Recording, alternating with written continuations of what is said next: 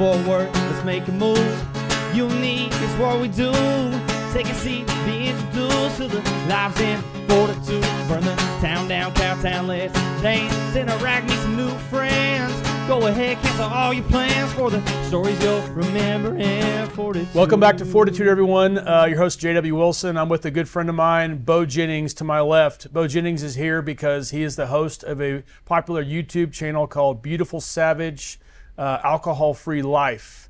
And he is here for a particular reason that we're going to talk about living life without alcohol and why is alcohol such a big deal to all of us, including Beau himself. So, Beau, thank you for being here. Thank you so much for having me. Your time is very important to me, and we have so much to unpack here, but I'm glad to have you here sitting with us, and let's get into it. So, first off, how did you come to be in this place where we were talking about alcohol and all the things that it is and isn't, and for you?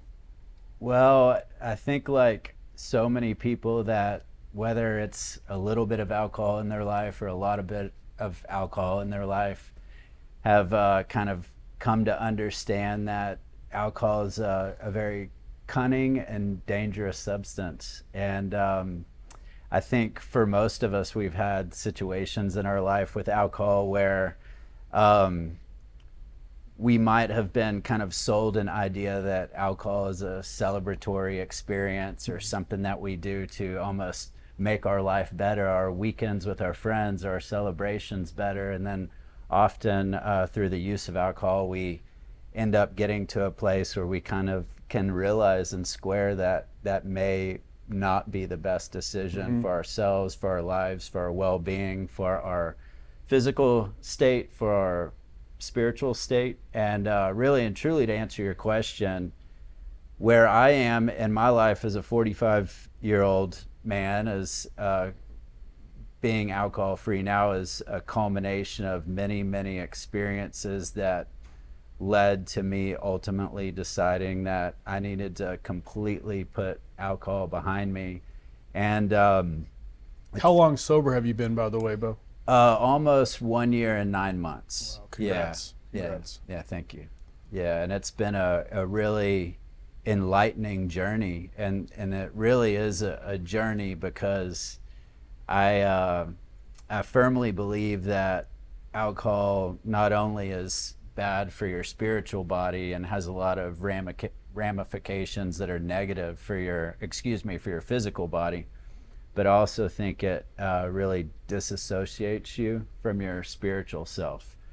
And the reason that I decided to start a podcast and just provide a path for people to back out of alcohol use is because of, over time, I just realized that it's so important for people to make decisions that put them and a better path for themselves and can help them reach their full potential. So for me, it was important to kind of share what I learned as a person who started drinking when they were about 17. And then really and truly, like a lot of people do, I was using alcohol as a means of avoidance, but also as kind of a crutch to help me deal with traumas that I had on the inside and pains that I was dealing with. And then after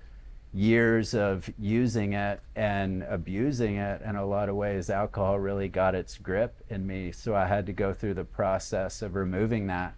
And kind of like I say on my YouTube channel, Beautiful Savage Alcohol Free is, I guess I kind of have, you could call it kind of like a slogan or a motto.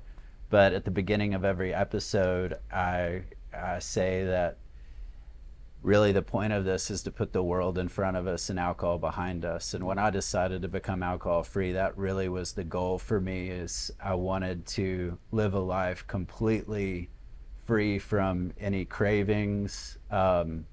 I really didn't want to be in that world anymore. And I think anybody listening to this that's had, like I mentioned, whether it's a little alcohol or a lot of alcohol in their life, they know that alcohol ultimately leads to negative experiences. So I wanted to try to help people provide a path out of that might be different than some of the other systems and models that are out there to help people remove alcohol from their life. Yeah.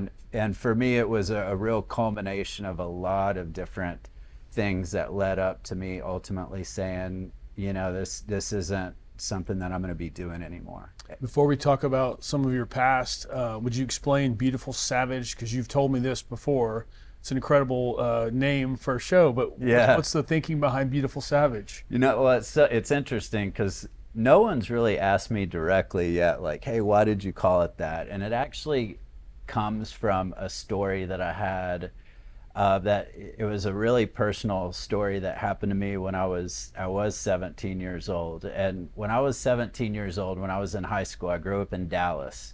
And for any of you guys listening and remember the old Dallas day, I aged myself by saying I'm 45, but I grew up with like the brothers of the singer A Tripping Daisy, and one of my good friends growing up was on one of the first MTV Road Rules. And the guys that I grew up with were a real dynamic kind of rock and roller bunch. And I was at a party, and a guy that was in a real famous band at the time came in, and he had asked me, we were all drinking out of a keg, you know, we all had little red Solo cups like you do at a, you know, Moon Tower party or whatever. And he came up to me, and I think he saw me. I was one of the youngest. I was always one of the youngest in the group hanging out. And he came up to me, and when he walked in the room, and there were other like well-known musicians at this party, very well-known, like a very, like I'm saying, kind of rock and roll situation. And I'm young and impressionable, and all my buddies are older and established and like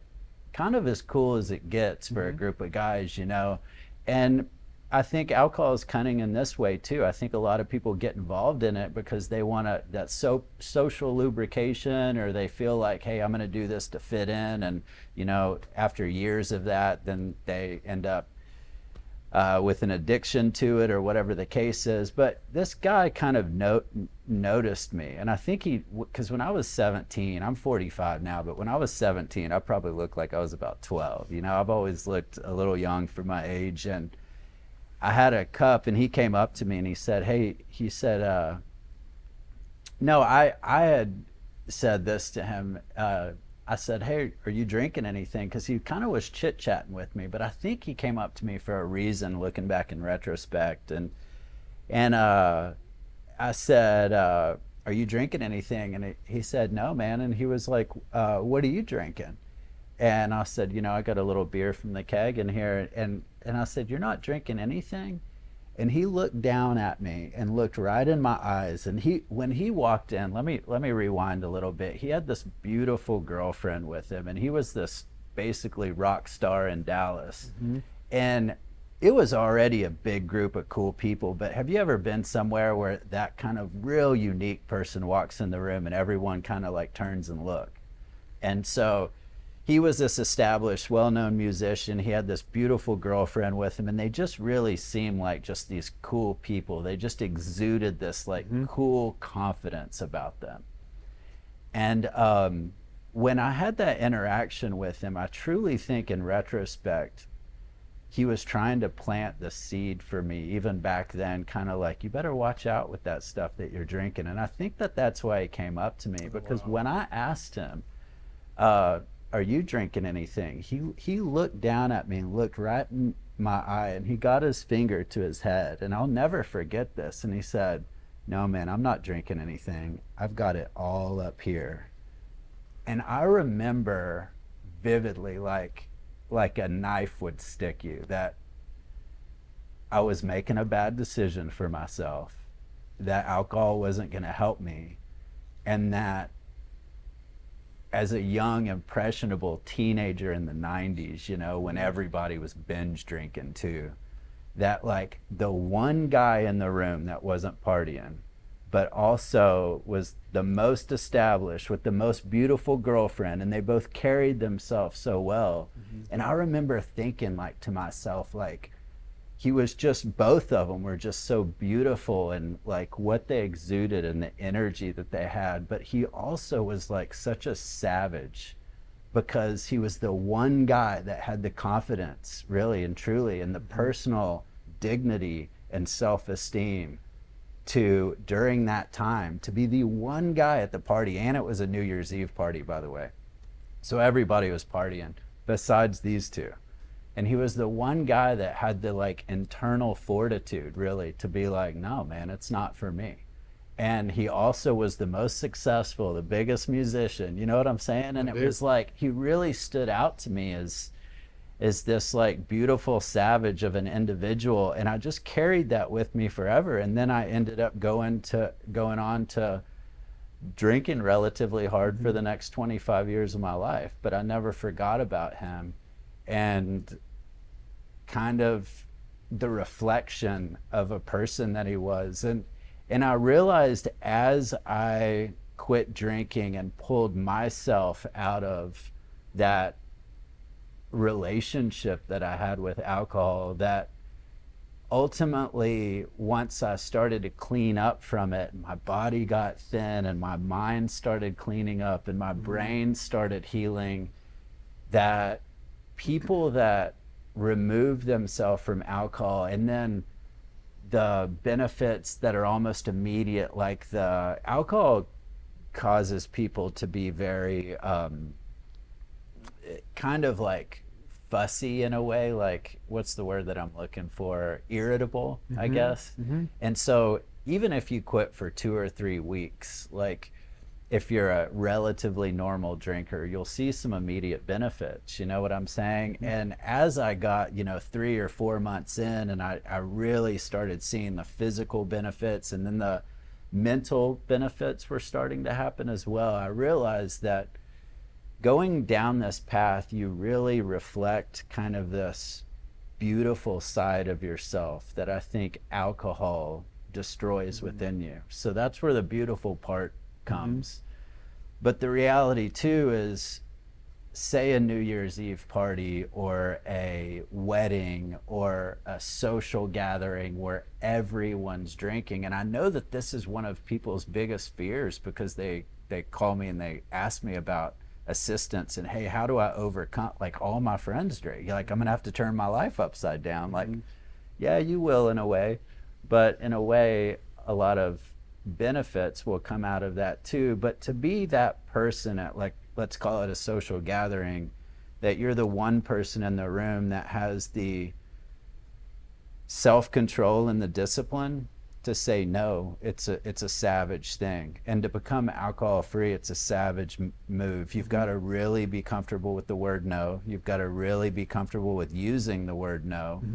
And you've got to really know that this is your path and this is your trajectory. And just because it's a special event doesn't mean that, hey, I'm all of a sudden going to drink. Or we know how drinking is in our country. It's, we get together, and often it's a drug that we kind of egg people on, like, hey, I'm getting shots for the table, and you might get sucked into that. You know what I'm saying? So you've got to be savage in your discipline. You've got to be able to say the word no. But it's through that journey that ultimately, and through that practice of saying no to something, it could be cigarettes or nicotine or food, it could be any sort of addiction. But when you develop that skill through exercise, it really creates this beautiful savage of a person. Because it's a fantastic story, by the way. I'm you. glad you shared that, because we all wonder who've seen this and heard this. It's really lovely. Yeah, and I'll never forget that guy, and he really wasn't. I hope he's doing well. He was in a real famous band at the time, and yeah, he probably has no idea that I've carried that. I think he just planted that seed. It was the way he said it, and the way I knew he was trying to educate me as an older, wiser. And this guy had been on tour, so I mean, I'm sure it's very hard for musicians that are on tour to stay clean and to stay disciplined and to have that self-control. And so when I saw him reflecting it, that I remember as a 17-year-old boy thinking like, that dude is he just exuded this beautiful nature, but also this savage nature as well. And I really For sure. think that that's what it takes in the world that we live in. Alcohol is such a cunning drug, and it really is the one drug that, and I know from firsthand experience, anybody that's quit, that's watching this, knows that if you quit drinking, you're going to get a lot of people questioning, why did you do that? Like, and it's a bizarre thing because we all know how destructive it is, but it's like the one substance in our life that people almost think that you have some sort of problem for wanting to quit drinking. And that's how cunning the drug actually is. Can we talk, before we talk about you today and this whole incredible thing you just outlaid for us, can we talk about your past? Yeah, sure. Describe us how you were back in the drinking days. You spent 30 plus years, you said, drinking. Yeah. I assume that wasn't a positive experience. Obviously, people who drink, most of us would say, yeah, I had a great time. We got wasted and it was fun. Yeah. That's kind of part of the whole game. But you've obviously been there, done that. But tell us about Beau Jennings, the drinker, please. Yeah, well, it's interesting you brought up that thing, like we got wasted, it was fun, because often when we get together, say it is for a celebratory thing, or like let's even take relationships, interpersonal relationships, and alcohol abuse and alcohol usage in general usually don't go very well. We think that they go hand in hand. I'm going to go out with my girlfriend, it's her birthday, we're going to go to dinner, I'm going to get a nice bottle of wine. After that, we're going to go hear some music and have some more drinks, or let's call it a date night. Well, we start out with the right intentions of, this is going to be a celebratory activity, and what do we do to celebrate? We get drunk and we get wasted, and then miscommunication happens, or something happens because we're now fueled with alcohol in our system, and we may have wanted it to start out as a celebratory activity, but it sure doesn't end that way. And I think most of us that have drank, and especially drinking alone is one thing, you're just battling your own inner voice and your inner dialogue, and but once you start drinking in groups, then we kind of see more firsthand how damaging, and like I said, even miscommunication is very easy. And these days, I mean, even going places where alcohol is served, is you're putting yourself in a relatively dangerous situation. But as far as my personal drinking goes, so like a lot of people, and I'm not scared to talk about this at all, because I think this is where connection happens, and I really truly think no matter how buttoned up we look on the outside, where we all have our own shit that we're dealing with, and we all have scars and we all have traumas, and when we boil our lives down to like, or kind of reduce things down to its lowest like denominator, one thing that we all have in common is we're all living this life for the first time. None of us got a redo. Like, we're all every day, this is our first day for the first time. What is this, September 5th? It's the first September 5th that we're all experiencing this together today for our first time. So no one's a pro at life. Some people act like they've got it together more than other people, and we can do things in our life, becoming alcohol free. We can do certain things to in my opinion, level up. But we're all trying our best here, to kind of navigate this life. So, I came from, we could just call it dysfunctional family, just for the sake of like moving on with the conversation, and experienced a lot of things when I was young. And then when I was 17 and I kind of started dabbling around with alcohol a little bit, and realized that alcohol could numb those problems. And one thing that I do think is really important to share about alcohol, whether you have one drink out or whether you have 5 drinks out, or 10, you're a binge drinker, you have 10 or 12 drinks, whatever the case is, when you drink alcohol, alcohol takes your emotions, steals them, and replaces them with new ones, like almost immediately. And it's interesting now looking on the outside and kind of like watching drinkers. And I still go, I love music, and I still go to see live music nearly every weekend, and I'm always around drunk people at concerts that bang into me or spill a beer. I had a beer spilt on me last weekend at a show in Dallas, and she apologized, but I don't want to smell it, and that's when people's actions start to infringe on you, and it's really the alcohol that's in charge there, why she spilt that beer or whatever. But when I realized that alcohol it took those pains that I had and made them go away. And then that's when my love affair with alcohol started, because until I became a very disciplined person myself through practice and exercise, it's a real easy crutch. And I think that's why, talking about seeing things from an outsider point of view now, like watching drinkers, when you see people take a drink and they immediately like have that drink and that immediate mental load off that they feel like they're getting, and it's because that is how fast alcohol works. When it triggers those chemicals in your brain, and now you're off to the races. And that's why I kind of started this too, is because I really truly think, even for the people that drink a small amount, if they have the fortitude, the will, the desire, the self-control, the discipline to put it behind them, even if they have a couple drinks a week, that they'll be in a better place. And I could talk some about the science behind that. But to keep on with your question is, like a lot of people that drink, I was pouring alcohol on my problems because it zaps and makes them go away. Now, the issue with that is that it just masks them. You're going to have to deal with it tomorrow. I assume, real quick, Beau, I assume you're drinking, like you said, to mask your problem, but you're also drinking to have, theoretically have fun, right? You're having fun like most people do using their brains, right? Yeah, and that's the cunningness behind it. Like, when you like drive down the road, and I saw one not that long ago, it just kind of made me crack a smile in my car, and it was some sort of like alcohol billboard, and it was like a dude with a 6-pack by a pool. There are no dudes that drink beer by the pool that have a 6-pack. That it doesn't exist, That sounds accurate. And it's like, that's the cunningness about the drug, and again, kind of like, we're getting together, we're gonna celebrate. Now there will be a period of it where you're kind of getting lost in the alcohol and everybody's having a good time.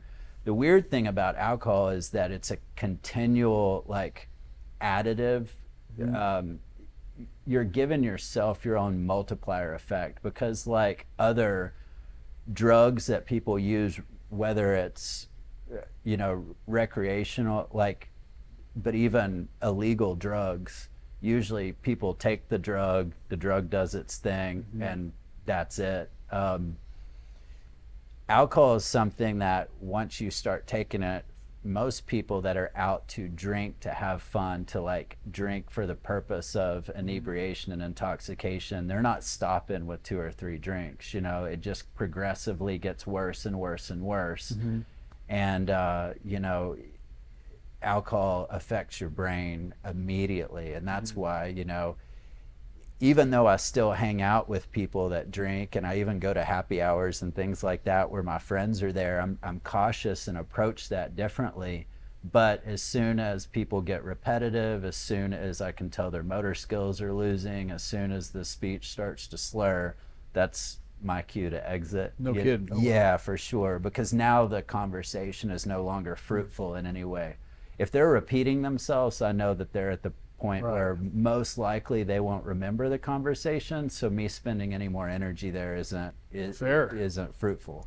Well, before we go to this place, which I really want to dig in, I need to know more about you, and like what was going on in your life that caused you to become this drinking person. Why were you? I assume you're doing it often enough to where it mattered. It changed the course of your life. What was going on in your life that needed alcohol at almost every stop? I think you've shared that with us. And that's so the interesting thing about a person that has a drinking career like myself, 45 years old, all of my 20s and 30s and early 40s. I mean, I drank pretty hard. And the interesting thing, in my 20s, I raced bikes. You know what I mean? Like, I remember I always rode 60 to 80 miles every Saturday and Sunday, and pretty much 20 to 25, 28 miles every single day. So as a cardio athlete, you train every day. But like when you're younger, you're more resilient. You seem to kind of be able to like do a little bit of both. But so oddly enough, like a lot of people that use alcohol is so common, we learn to kind of live our life and cohabitate with alcohol. You could call certain people functional alcoholics. I kind of interesting kind of personal thought on the word alcoholic, but for those people that have learned how to drink, and I mean, I've got very close friends that are running multi-million-dollar businesses and drinking hard every day, and it's very common out there. So, but for me, it was really, and I bring this up because now that I am clean from alcohol and my body has had time to decompress and my organs have had time to alcohol really makes your liver swollen and causes a lot of issues internally. And then you really kind of realize, like, man, that's such a harsh drug that I was taking. The toxicity level on alcohol is so much higher than any other recreational drug that's used, including crack and heroin, very hard drugs. And we see it in people. It's so obvious. Right. I think I asked you not that long ago, would you rather be stuck in a room with a guy who is like hell-bent on Jack Daniels or a guy that just shot up heroin? I mean, I think we've all been around a person really fueled up on shots. And I mean, we have a place. It's awful, yeah. We have a place in Fort Worth, an area in Fort Worth that literally is dedicated to binge drinking. And I don't even go down there anymore. It has its own dedicated police force. What are we talking about? The West 7th area. Oh, of course. And bar after bar after bar. Bar after bar of just binge drinking, girls with trays of shots. I mean, you got to look in like through a lens of clarity at what's actually going on there. Because when you're in the middle of it yourself, you're not looking through a lens of clarity at all. I mean, that's your crutch, that's your hangout. You want to assimilate to that lifestyle, and that's where you go for a fun time.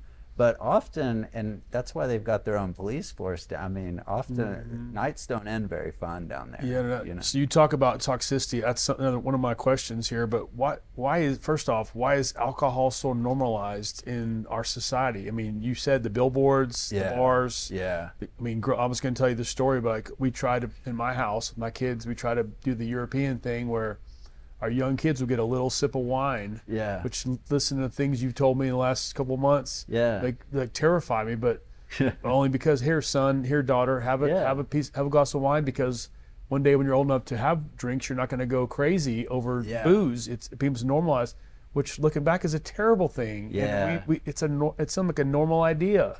Yeah, really. But why is it normalized in our society? You know, it's readily available, it's highly marketed, and I use the word cunning with alcohol because it's exactly what it is. The marketing's very cunning. We have developed a belief system that alcohol is what we do to celebrate, and alcohol is fun. But anybody that's had any experience with alcohol, whether it's, you throw up from it, you wake up with a hangover, it hurts your body, hurts your mind, hurts your spirit, hurts your finances, hurts your relationships, breaks down your self-control, your dignity, your fortitude, your integrity, your discipline.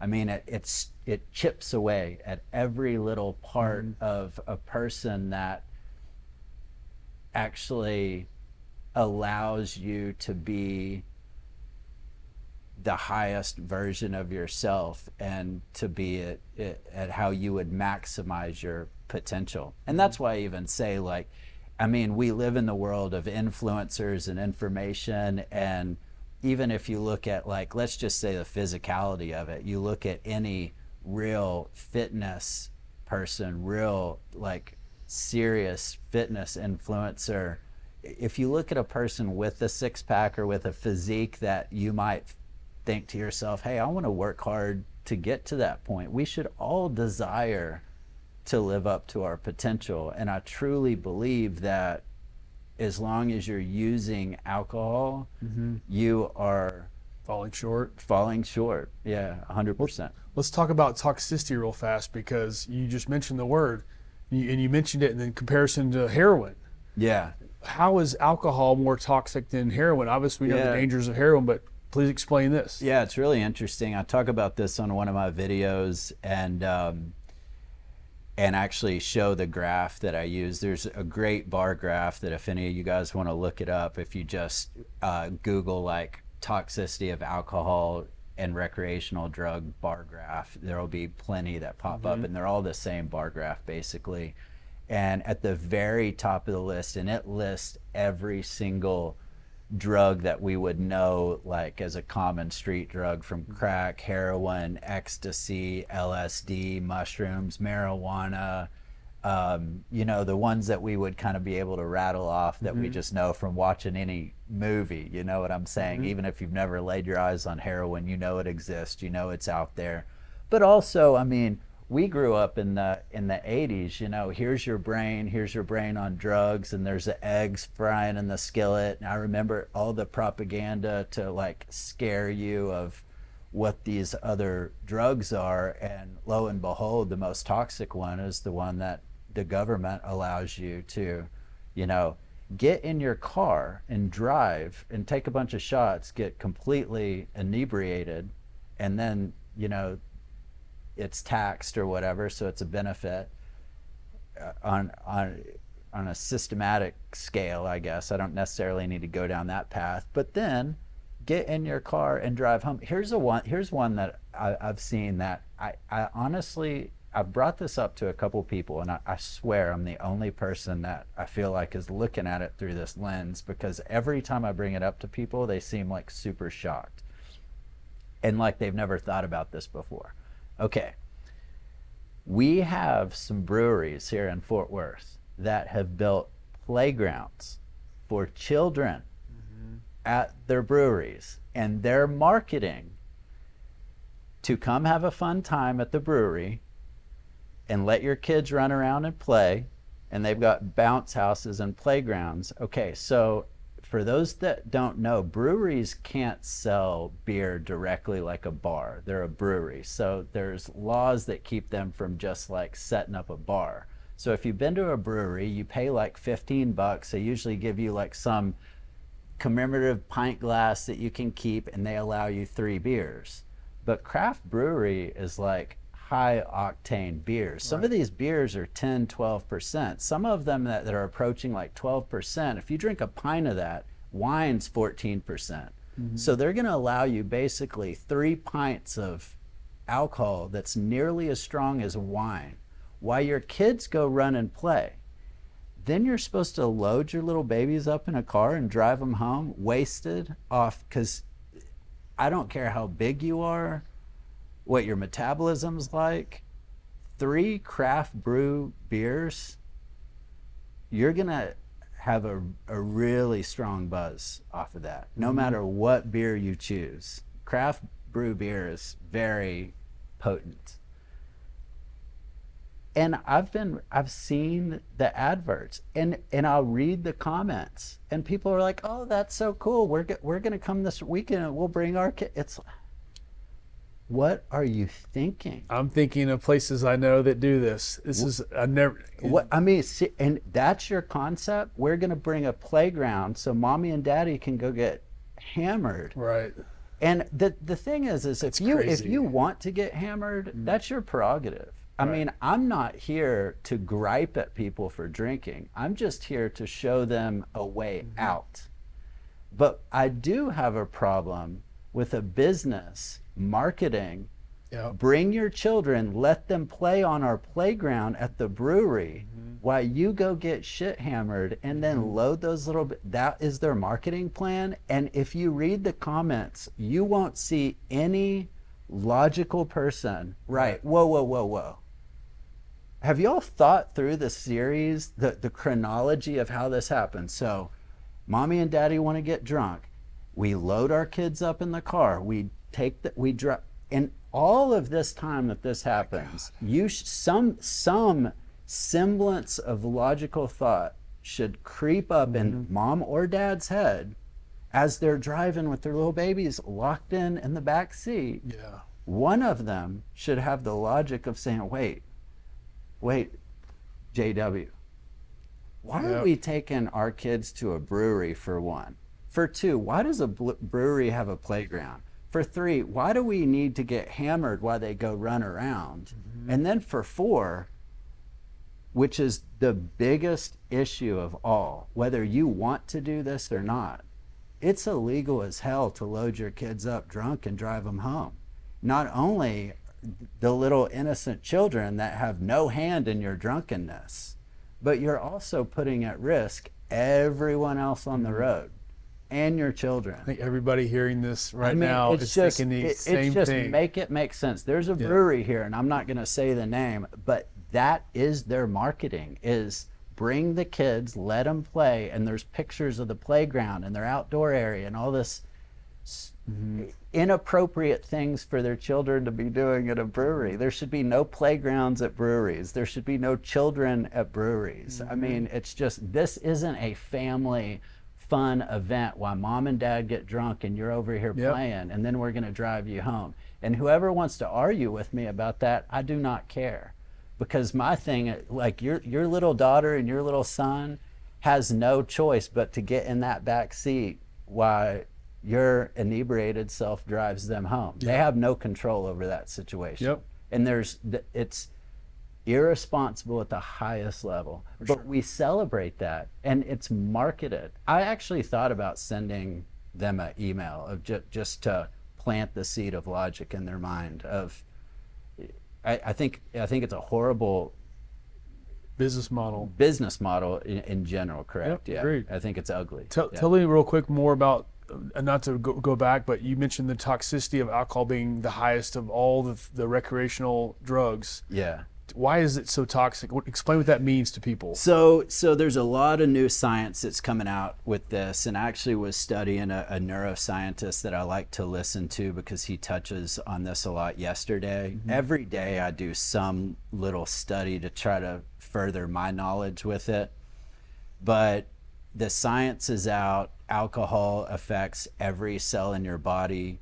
You know, there have been different groups of thought over time that like a little bit of alcohol is okay, or a couple drinks a week or whatever. So now we know definitively that no alcohol is better than even one drink or two drinks. But now the science is showing that even 2 drinks a week, so we're talking about like the most moderate of moderate drinkers, you know what I'm saying? And this is why I promote just living alcohol free completely, is that even for those people that they may have no real addiction issues with alcohol, and I know some folks like that they can just have a drink with friends, they never want a second one.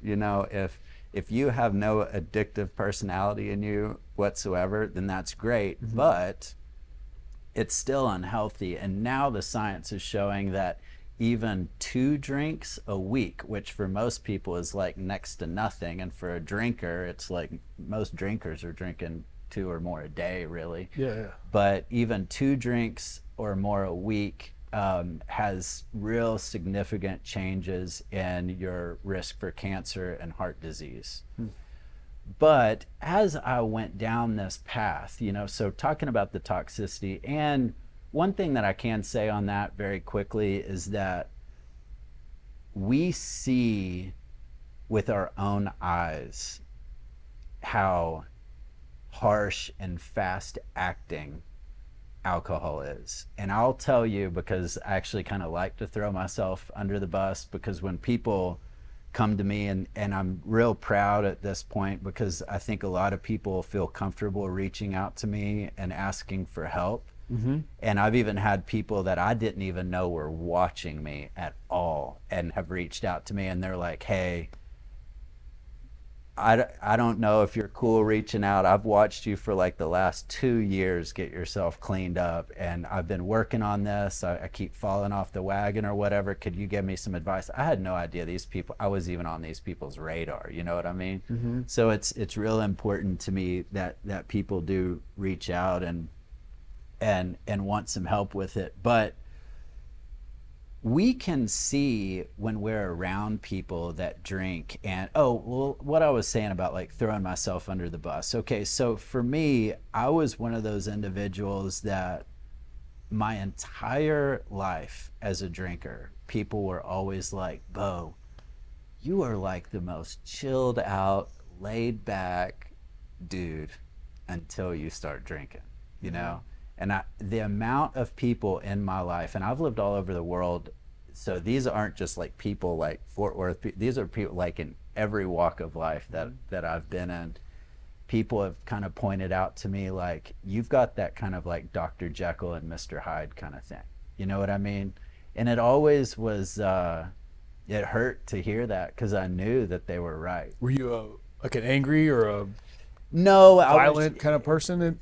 You know, it kind of depended on different times in my life and what I was dealing with. I know that there was a little point in my life, and it actually was a point in my life where I was a fan of whiskey when I lived in East Tennessee in Chattanooga. Okay. And I was a fan of whiskey. A lot of people drink whiskey out there in East Tennessee. And there was something about whiskey that made me a bit belligerent. And that was the thing too. And it wasn't like I was a bad person when I drank, but it definitely led to bad choices. It definitely clouded my judgment.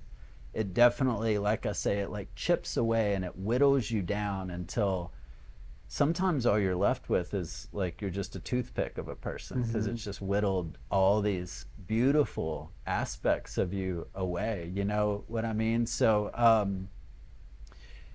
yeah, the whole Dr. Jekyll and Mr. Hyde thing, and I think anybody that's listening to this too that has, you know, had much experience with alcohol kind of realize, and kind of what I was saying, how it takes your emotions and replaces them with new ones. I think that's a really important thing to be cognizant of, is like, hey, if I make this choice today, if after work I'm going to meet my girlfriends or my buddies at a happy hour or whatever, and if I engage in drinking, very quickly, scientifically, once I put that alcohol to my mouth and swallow it, now my brain is off to the races. I am shifting. The person that I walked in is not going to be the person that you are when you leave. So I'm in the happy hour with my buddies, Yeah. drinking whatever, and we're happy, talking about whatever. Yeah. What transition are you? How does it happen in a situation like that, or can you describe that a little further? Well, I mean, so basically, and that's the thing about alcohol, and because we take it in these kind of relatively small increments, like a swallow at a time. But, you know, for a lot of us, I mean, I know a lot of people that it's really common for them to order like a beer and a shot, you know, so you got to kind of watch people on the trajectory of the speed in which they're going from zero to inebriation. Sure. But the reality is like, as soon as alcohol enters your system, now it's starting to play on your brain. And how it plays on our brain is, it, like I said, it steals our emotions, replaces them with new ones. That's why, have you ever got drunk and got mouthy with somebody and you're, whoa, and then you found out the following day, or somebody told you, hey, Beau, maybe reel that in. You just called that guy a horrible name, or you know what I'm saying? Sure. Because it's already turning you upside down. It's already taking your mind and flipping you upside down. And then we know, though, how in whatever speed it kind of has its effect on you, we know that it's happening, though, because we see it so clearly in people's behavior. For sure. That's loss of motor skills, that's slurring speech, that's now I'm kind of bumping into things, now I'm kind of flirting with the waitress when I've got a wife at home, because, you know, now it's opening the door to, you know, I'm a little looser in what I say. And okay, so the interesting thing about all of this and my journey to becoming alcohol free is the truth is I could talk for days on the science of what it does to our physical body. But as I went down this path, what was most important to me was that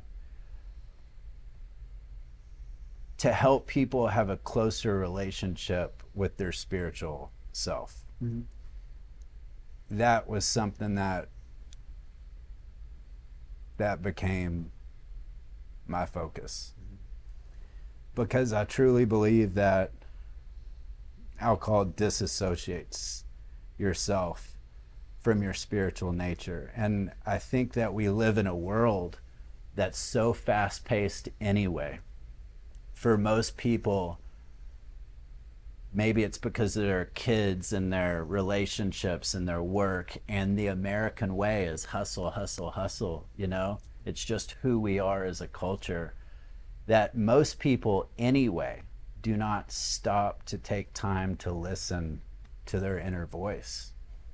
And I think that if you're not carving out that time to listen to your inner voice and to truly discover who you are and to practice your internal healing, because like I said, we all have shit.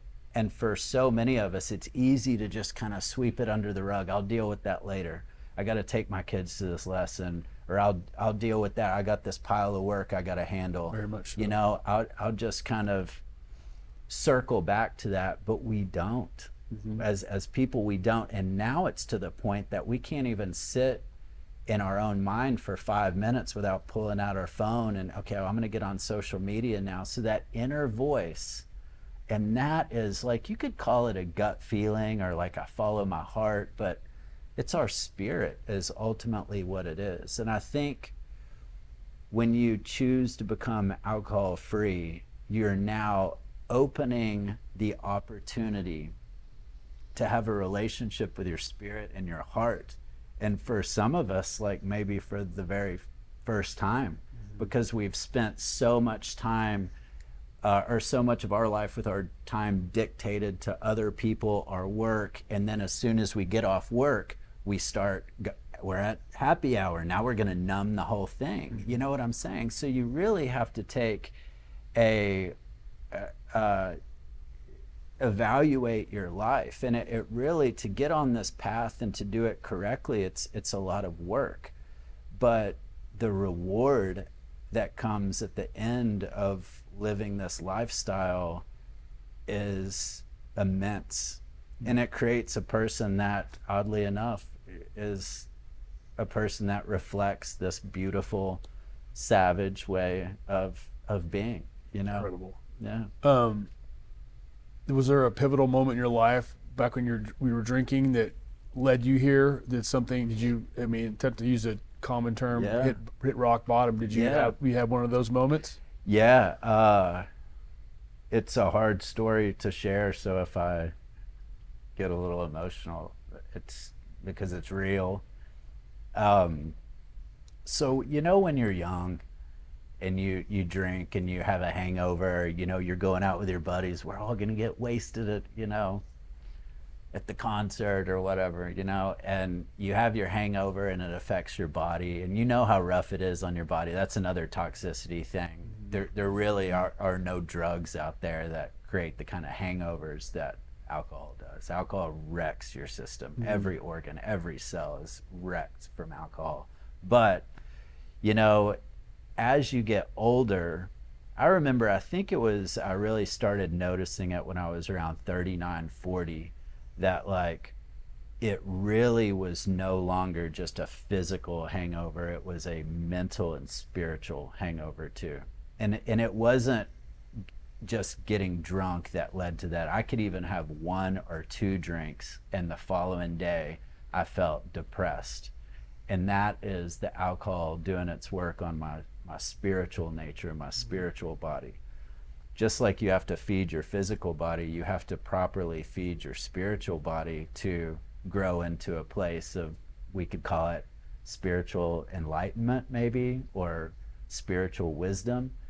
But when I really realized that alcohol was attacking my spiritual nature and causing depression. Alcohol is a depressant, and that's the vicious cycle of alcohol. A lot of people are depressed, so they drink more, they pour alcohol in their problems, and it's that vicious cycle that alcohol is. But for me, so it was about a year and 9 months ago, because that's how long I've been now. I woke up one morning, and this was actually during a time when I was really trying to phase alcohol out of my life. And like I said, hey, it's all our first time living, you know what I mean? So we're all trying what works for us. And I was trying to phase it out of my life, and I was trying to control it at the time. One thing that I found was if you have an addictive personality, trying to control a substance that's been a big part of your life is much more stressful than just quitting altogether. And for some people that do have addictive personalities too, if we quit something for a little while and then dabble in it, we'll slingshot back even worse. You know what I'm saying? And so that's something to be very mindful of. But regardless, about a year and 9 months ago, I woke up, same thing. I hadn't drank in like a couple weeks, and then I went out drinking and then overdrank. I woke up with this horrible hangover, head pounding, spirit broken, you know. And I remember laying sideways in my bed. I had a bunch of work that I needed to get done. I had wanted to go to the gym. That was out the door. I knew immediately. I felt too horrible. That was done for the day. So last night's drinking robbed me of my today. Another horrible thing about alcohol. So, but I had, it's real hard to talk about. I just got to a place where I was ready to, this had been a long career of drinking, you know. I got to a place where I didn't know, I couldn't feel what I was feeling. You feel hopeless? Anymore. I felt like I had developed suicidal thoughts. I had been in a relationship too, so I had been coming out of this relationship, and the individual that I was in a relationship wasn't very helpful to my potential, let's say. And even she knew that I was very keen at the time to quit drinking alcohol, and really wasn't too encouraging to me with that, and which made me realize too, it's a path that, like the Buddhists say, like the path to enlightenment is path taken alone. There's a lot of truth to that. Sometimes there will be people in your life that like to have their hand in keeping you vibes down quite a bit, and that's kind of an interesting thing to acknowledge. But I was in a similar situation like that, and I was heartbroken, and then I was overcoming some personal things with my alcohol abuse, and it just led to a lot of suicidal thoughts. And because of a culmination of years and years of, you know, if you drink, alcohol is going to lead to bad choices. Now, we might not want to talk about it. We may want to be quiet about it. We may not want to share it with the world, but there's not one person that has been drunk even 2 or 3 or 4 times that hasn't had some bad side effects from drink, whether that's waking up with a hangover or realizing, oh my God, I spent $200 at the bar, or whatever it is, or the argument they got in from a drunken miscommunication, whatever, you know. Right. But after, you know, decades of this, I was at a place where it just created suicidal thoughts. It really was attacking my spirit. And at that point, about a year and 9 months ago, I was just like, I have to put this behind me. Like, I'm at a point where I was playing out scenarios of how to escape all of it.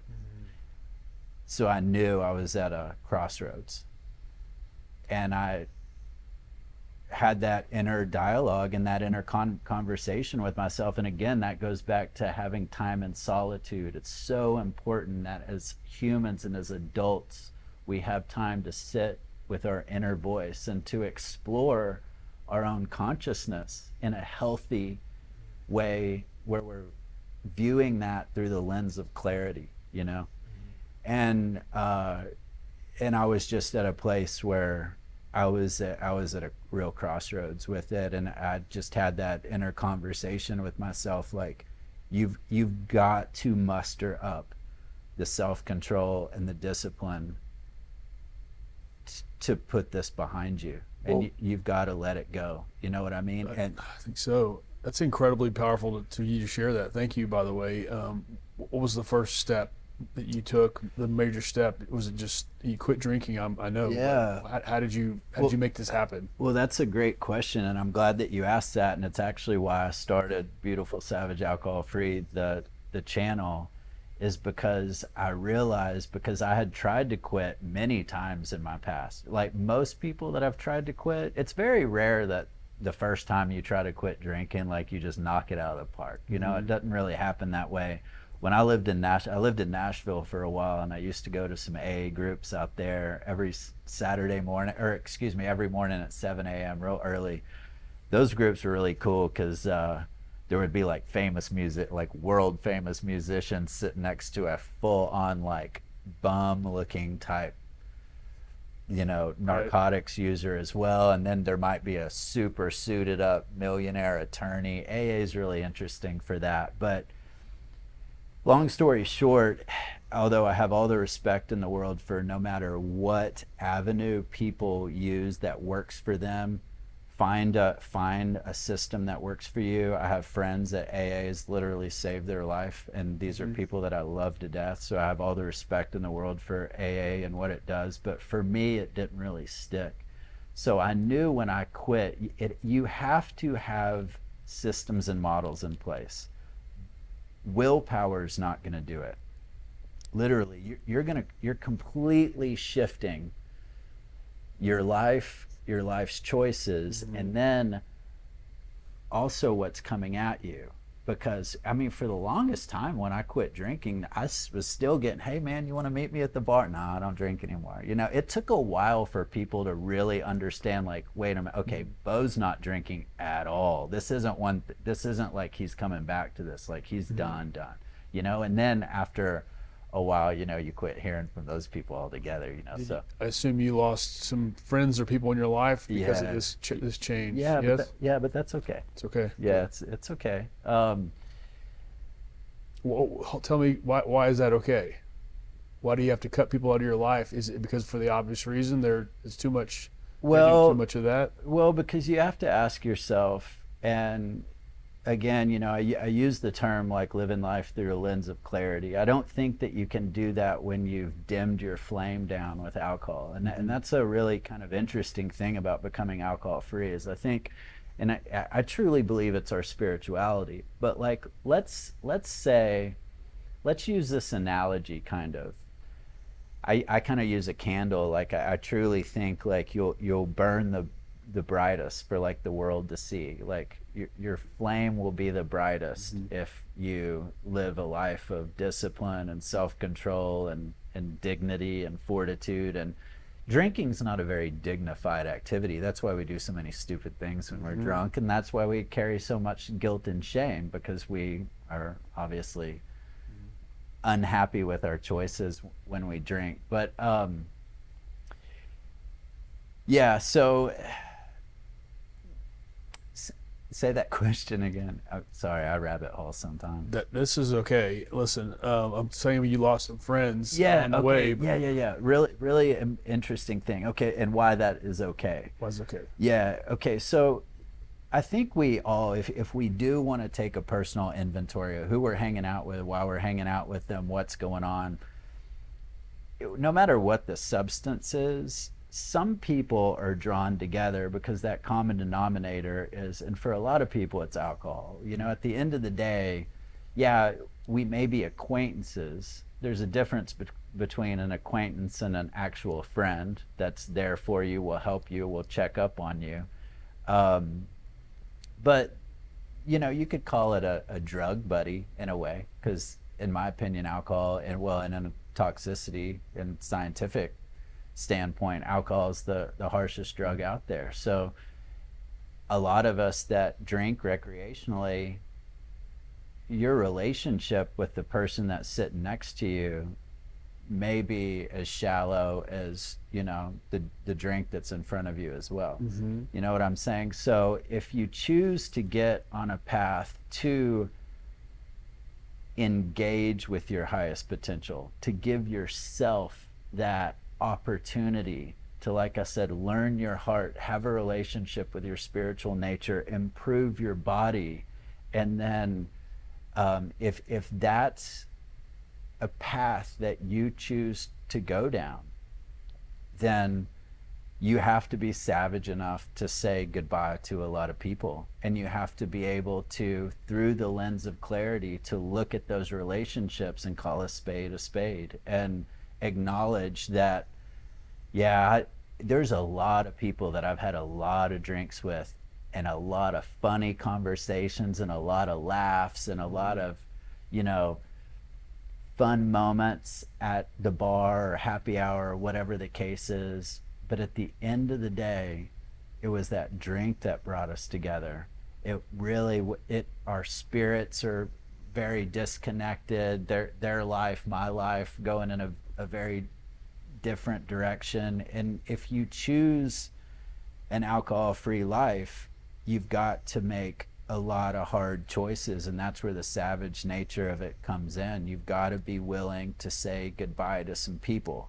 Now, the biggest question that I get when people contact me and they're like, Beau, I've watched what you're putting out there. I've seen your personal transformation. I want that in my life. The biggest fear is that, but I'm such good friends with so-and-so, and this is where I go, and this is what I do. And okay, so I've lived, we could fairly say that I'm 45. I've lived half my moments on planet Earth. Okay, so the first half looked like this. I'm very comfortable with my last half being a fruitful life, a focused life, a disciplined life, and a healthy life. And to go after all those things in life that I want and I cherish and I desire, even to the point where when I quit drinking, I even made a video about this on top of a ski mountain in Colorado. Is I realized that, I'd always been this cardio athlete and a bike racer and mountain climb, like real extreme sports, kayaking, and I realized that every time I had gone skiing, I had been hungover. Like most people that go to Colorado and they get their little cool little mountain place with a hot tub so they can get wasted in the hot tub and then go ski the following day. It's, and Colorado mountain towns have actually a real alcohol problem. It's interesting. I go to Colorado a lot and talk to these folks, and it's very across the board. Like I spend a lot of time in Vail, and it's very well known that like everyone in Vail has like a drinking problem. It's like what you do. You drink and you go ski, And I'd realized, like, all these amazing adventures I'd gone on in my life, flying halfway around the world to go surf, but I wasn't doing it to my potential. I wasn't maxing myself out, you know what I mean? And then I quit drinking. I lost 30 something pounds. When I look in the mirror, I don't even look like the same guy, you know what I mean? And I've always been real athletic. And then I with all the money that I was saving, I went out and I said, I'm going to go relive all these things, but this time I'm going to do it alcohol free. And I got some new skis, easily could pay them because I'm not spending money on booze, and all the actual money you spend on alcohol related activities is wild. Even my credit card statement looked wildly different. But so I started reliving all these things alcohol free. And I've never I've never skied so aggressive, so hard. Like I've gotten into cycling heavy again. Like I'm in the gym 5 days a week. You know what I mean? And when I look in the mirror, I'm proud of the reflection that I see. And I think that's the thing too that I would like to touch on, is that, a lot of people drink, like let's say as a social lubricant, like I'm more comfortable going out and it makes me feel chatty or whatever.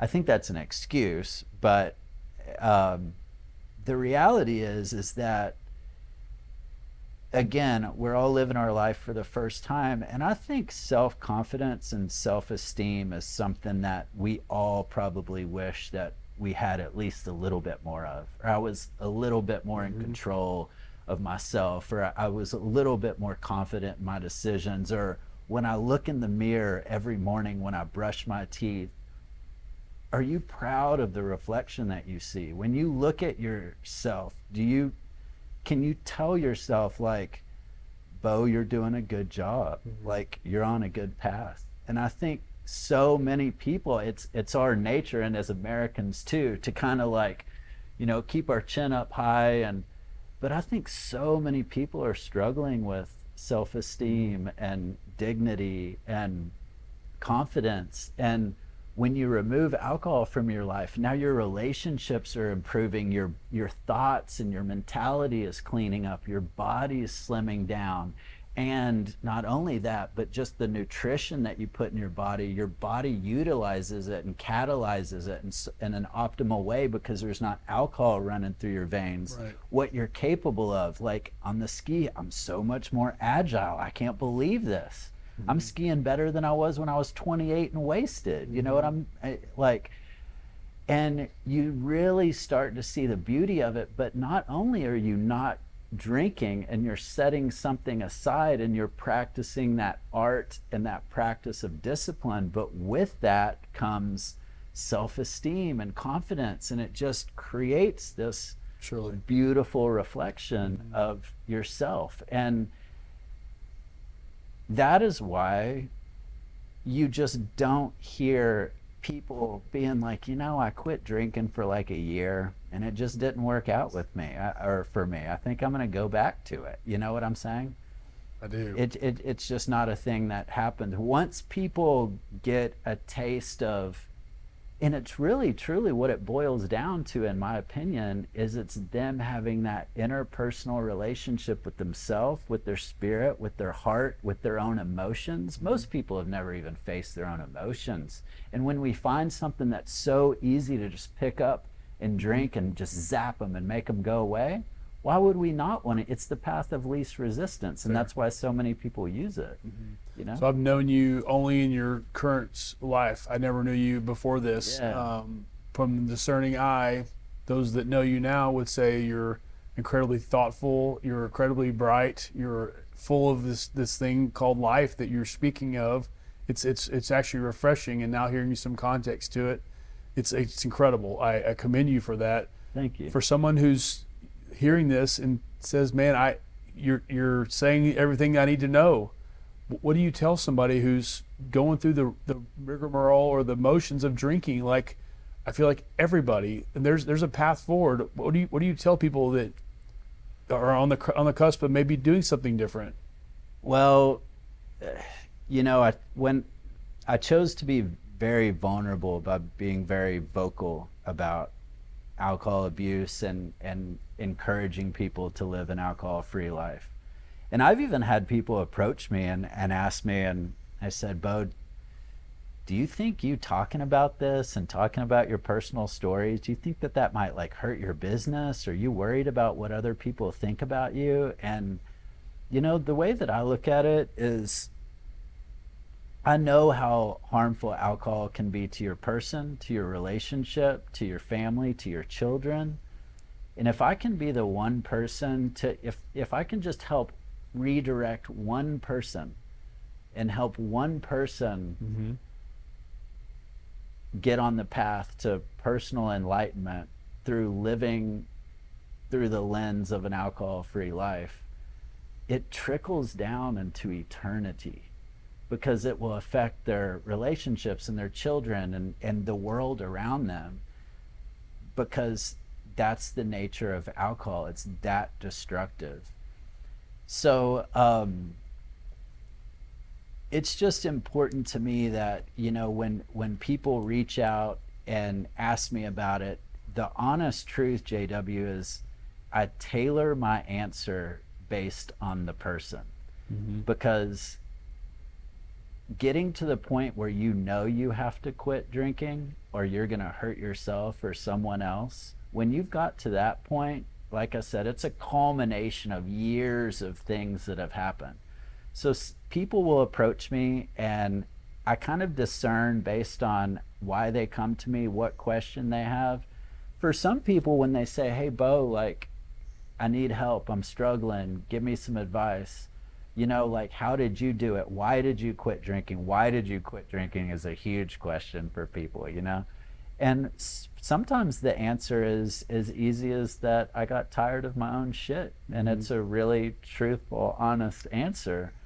But for some people, if I can tell that they're struggling with deeper issues, maybe they're struggling with depression, I might be more open about the fact that alcohol abuse led to suicidal thoughts for me. And before I took action on that, I wanted to give myself the opportunity to max out my potential. And I also know that anyone, if I can pull out of it, trust me, anyone can. Fair. You know? And so yeah, I kind of answer that question based on what people need, but I always do my best to carve out time to give them some minutes of my experiences and my life with it, because I know that if I can just help them shift their thinking and get on that trajectory, because the truth is you may have a ton of loved ones around you that pep talk you and want to help you, but no one's going to hold your hand through this. Anything that you do, whether it's alcohol or anything, whatever it is to level yourself up, that's something that you're going to have to look deep within. You're going to have to find that inner fortitude, and you're going to have to create a love affair with that, because there are going to be moments and there are going to be times. And to that point, I don't think that there's ever been a time in my 45 years in life that it's more important to be alcohol free than it is today. We are living in a wildly fast-paced world that is, we're going to see some even AI changes that is going to blow us all away. We're already seeing jobs turned inside out over it. We just came out of COVID, and let's point, no one really talked about the psychological damage that COVID did. Hey, we need to stay 6 feet apart. We need to mask up. We just got back to work like everything was normal. The amount of alcoholics that were created from being stuck at home with nothing to do, again, something no one's talked about, and it needs to be talked about.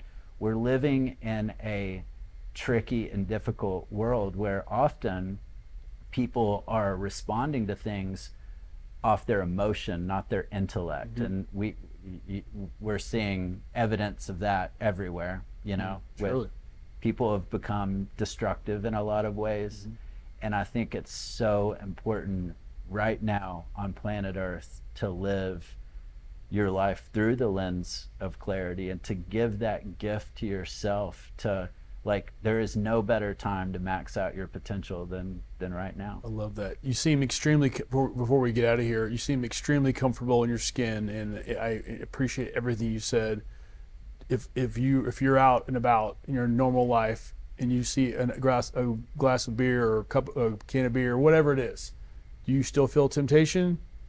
Do you look at that as if, is it easy for you these days? No, it's hard for so many recovering alcoholics, right? Yeah, it is. And that's the interesting thing that you brought up. Okay, so back to like the AA thing and the ways and the paths and the means that people go down to quit drinking. Like I said, many people have tried and failed. So I created a system that I call the Beautiful Savage Method, and there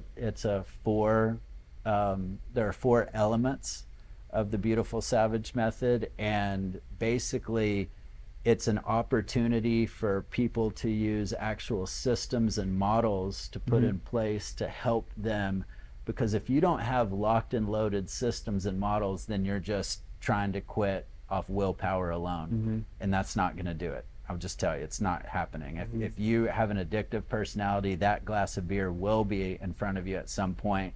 And if you don't have the models and systems in place to know how to stay away from it, then you're eventually going to reach out and grab it. So, but also, like I mentioned, like my, I guess, motto or whatever is putting the world in front of us and alcohol behind us. These systems and models go into depth on how to basically, through daily activity and daily systems, to basically rewire your brain to be that kind of person where you have put the world in front of you and alcohol behind you. That is completely what I didn't want to white knuckle life in any way. I didn't want to be in a room where there was a margarita next to me and be eyeballing it or thinking about, I sure wish I was drinking that margarita. That's not what I wanted. And the interesting thing is, and why I created the channel, is because I had tried and true systems and models. Even AA, usually about 7% of people that go through AA actually remain abstinent from it. 7%? 7. So they're not necessarily knocking it out of the park in numbers, but like I said, if for the 7% it works for, keep doing it, don't look away from it, follow that path. You know what I mean? But for the people like me that went through it, it didn't quite stick. And then I was searching for the right methodology and I couldn't find it. And then I really did a lot of hard work. So the version of me that you're seeing right now, it wasn't easy to get here. It was a lot of deep hard work. How can people find you, Beau? Learn more about Beautiful Savage? Yeah, so if you just go to YouTube and type in Beautiful Savage Alcohol Free, I just started the channel not that long ago, but have been kind of coaching and working with people on a one-on-one basis for a while. I have people that reach out to me. I even had a girl ask me, she knew somebody that really needed my help and asked if I did paid coaching or anything. That's something down the road that I think I want to open myself up to, because I think having a dedicated time, almost like a person goes to counseling every week, but somebody that's just going to focus on getting your mind right and getting you geared up to be successful in your alcohol-free endeavor. That's kind of what I'm here to help people with. And just so you know, I have no issues at all or problems with people's desire to explore their consciousness, or even the desire to catch a buzz and feel a little different. Or trust me, I understand very well why you would want to drink something and make your hurts and your pains and your traumas go away. But there's a different way. There's a path that you can do this that leads to greatness and not destruction. And that's what I'm trying to help people find. Yeah, that's so great to hear. Thank you for sharing with us. Before we go, we ask all of our guests this last question, but aside from familiar issues, family, anything family related, what would you tell us was the best day of your whole life? And I feel like I already might know the answer based on something you told me, but what's the best day of your whole life, if you could give us an answer? I didn't know this at the time, but when I've always been very adventurous and pretty wild, and I think that's wild-natured people often end up playing around with substances and getting to places like I was at. But between my 10th and 11th grade year, I spent that summer while everybody was hanging out at the pool or whatever kids do, in the summer. I moved to Idaho and I farmed on a ranch, and I made $2.75 an hour. And this was 1995. And I grew alfalfa. And I remember I moved these big, long irrigation pipes that were 18 feet long. So I'd move them. And so anyway, so anybody knows about farming. So you move them systematically so the water gets fed, in a certain way over time. Everything grows evenly. And there were rattlesnakes out and you'd hear them shaking. But I remember being 16 years old and making $2.75 an hour. And when I got up there, I was like a fish out of water. And, it's a very young age to leave your family, but I didn't really have a tight knit family thing. And I wanted to go do this. And I was out there in this emerald green field of alfalfa. And I remember thinking, what on earth am I doing here? And it was like, I don't know, a voice of spirituality, a voice of God, maybe just the universe talking to me. Maybe it was just me connecting with the energy of being in this huge field of this emerald green alfalfa. But I remember standing there and I was holding this like 18-foot irrigation pipe, and I just stopped and stood and was looking at the hills in Idaho, and I really kind of connected to nature. And that's when I really realized that like my path forward as a young, like, 15 or 6, I think it was 15 when this happened, like 15-year-old kid was something that I really wanted to keep my soul close to the earth. I wanted to make sure that I always paid attention to nature and my role in nature. And then it led to me like traveling the world and surfing, which I think is the most elemental sport that there is. And I just think being a steward of the land and being observant of what's around you and the nature that's around you leads to a bright and lovely spirit. So it was a hard day for me because it was hard work, and I was like, what am I doing with myself? And it just kind of hit me like a lightning bolt that like, you're not here to learn how to farm. Like, you're here to learn how to be human. That is an outstanding answer. It's not what I thought you'd say, but I love it. Thank you for sharing that. So, Beau Jennings, I now have 2 words in my vocabulary: beautiful savage, that mean way more than they ever did apart from one another. But thank you for sharing your life with us, man. Yeah, thank you. I commend you for what you're doing, and I hope this does some good. You're doing good things, and thank you. I'm very proud to know you now. So thank you. For anybody listening, I just hope that you got some benefit from it, and that if you have been curious about an alcohol-free lifestyle, then give it some time and watch and observe the beautiful things that come out of it for yourself, because I think it truly is the way. Wonderful. That was Beau Jennings, another episode of FORTitude. Thank you for watching. Take a seat, be introduced to the lives in FORTitude. Burn the town down, Cowtown, let's dance in a rag, meet some new friends.